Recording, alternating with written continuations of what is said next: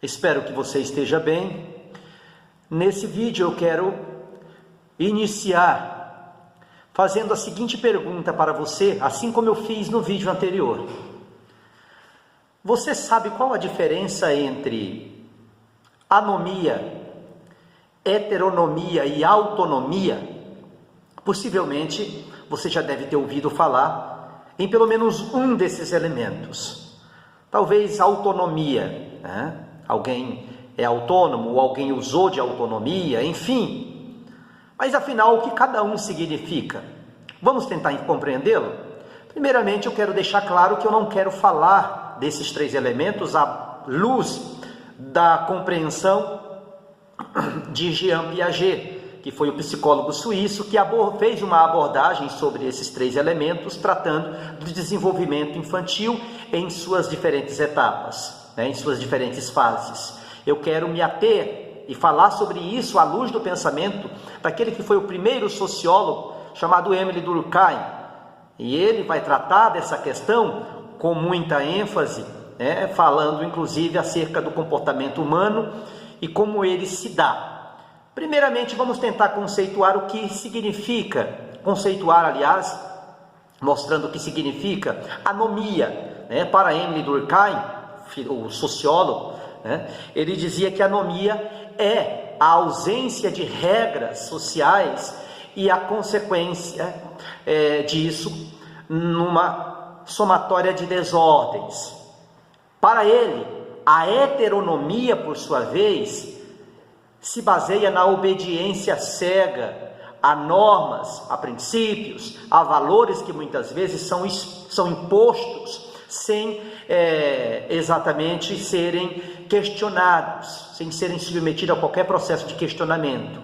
E para ele, Émile Durkheim, a autonomia é nada mais, nada menos do que a capacidade de criar as suas próprias regras de forma consciente e refletida, ou seja, é não viver de acordo com a cabeça dos outros, é não viver de acordo com o que os outros impõem ou estabelecem, mas é criar as suas próprias regras, de forma consciente, de forma racional e com responsabilidade, e viver uma vida sem necessariamente ter que depender dos outros, Vamos lá, a anomia, de uma maneira mais didática, vamos tentar compreendê-la à luz do pensamento desse sociólogo chamado Émile Durkheim.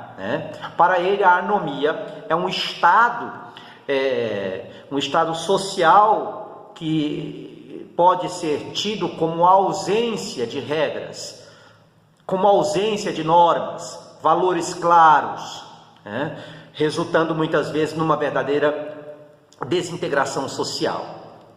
Isso era o pensamento do Émile Durkheim sobre o conceito de anomia. Ele dizia que as principais causas da anomia na sociedade muitas vezes vem acompanhada de uma perda de capacidade de regular, do indivíduo regular o comportamento, muitas vezes, geralmente em períodos de crise e de transformações sociais que acontecem naturalmente dentro de qualquer sociedade.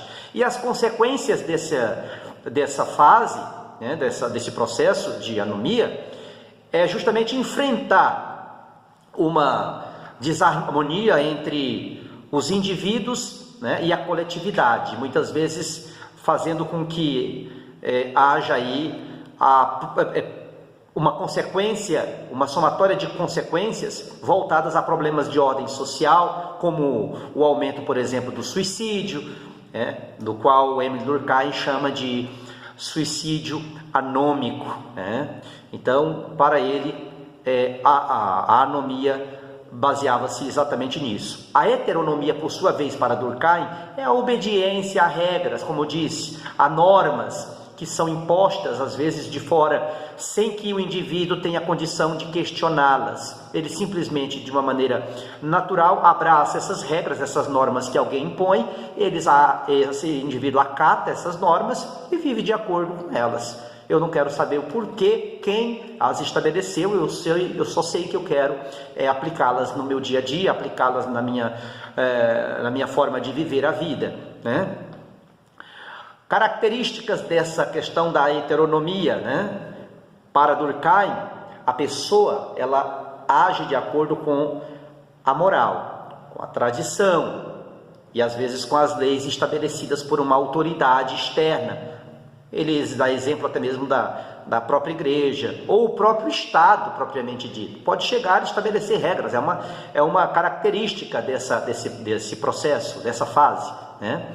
Um outro exemplo claro de alguém que vive a heteronomia são as regras religiosas e normais que simplesmente são colocadas porque elas foram ensinadas e o indivíduo passa a obedecê-las de uma forma cega, né? Então assim, ele não questiona, ele não procura saber o que significa. Então, quando acontece isso, esse indivíduo está vivendo de acordo com o processo heteronômico, né? Já a autonomia, por sua vez, é a capacidade, conforme eu disse, que o sujeito ele consegue ter de estabelecer as suas próprias regras, de agir de acordo com a sua própria consciência e fazer uso da sua própria razão, da sua própria reflexão, né? As principais características de uma pessoa que vive de uma maneira autônoma é justamente o oposto da heteronomia. A pessoa ela não nega a influência externa, não, de forma alguma, mas ela tem a liberdade de poder refletir sobre as regras, de poder refletir sobre os valores, sobre os princípios e decidir quais ele irá segui-los, né? Enfim, é uma pessoa capaz de viver em plena liberdade, porém com consciência e com responsabilidade. Já a diferença que existe da autonomia para a heteronomia é que enquanto na heteronomia o indivíduo age de uma maneira cega sem questionar os princípios e os valores, na autonomia o sujeito ele vai focar na razão, vai poder focar no senso crítico e vai dizer, olha, eu vou julgar o que é conveniente e o que não é conveniente, então eu vou viver de acordo com aquilo que a minha razão me mandar viver. Em resumo, Émile Durkheim, o grande sociólogo, ele via a sociedade como um todo organizado. A anomia, para ele, é um estado patológico, um estado em que pode ser caracterizado aí como uma desorganização, né, que leva, aliás, a uma desorganização, né? E a heteronomia, por sua vez, é a conformidade com normas, com regras, sem que se questione nada. E a autonomia, por fim, é o estado de questionar, de ser um livre pensador, alguém capaz de dizer, eu vou viver de acordo com isso, porque eu penso assim, eu entendo dessa forma, e vive livremente. Então, anomia, heteronomia e autonomia, cada uma sendo definida de uma forma diferente. Como disse no início, essa é a visão de Émile Durkheim dentro da sociologia. Há uma outra visão sobre esses três elementos que foi estabelecida por Jean Piaget, um grande filósofo, um grande psicólogo suíço, que trabalhou a questão das fases pelas quais passa a criança, aplicando esses três elementos como forma de entendê-los, né? Então fica por aqui esse momento, né? Foi um momento, acredito, de extrema importância. Se houver dúvida, você pode deixar a sua dúvida aí nos comentários, que em outros momentos nós estaremos tratando e trazendo aí os esclarecimentos que forem necessários. Um forte abraço e até um outro momento.